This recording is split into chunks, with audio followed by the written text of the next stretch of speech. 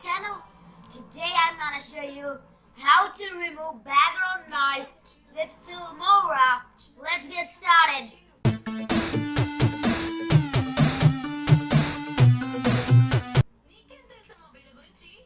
Okay, let's get started. Now take a clip which has background noise you're choosing. I'm choosing this. It has a lot of background. I'm choosing.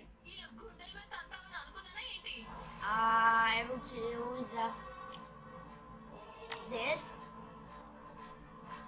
and just close it. Okay, if you do this, okay, if you can't find in the normal edit option, but right click it and audio detach. Click that and just double click it and remove background noise. Okay, that's it.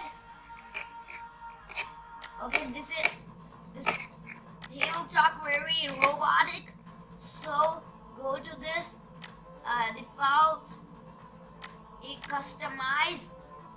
I'm gonna take a wave like this.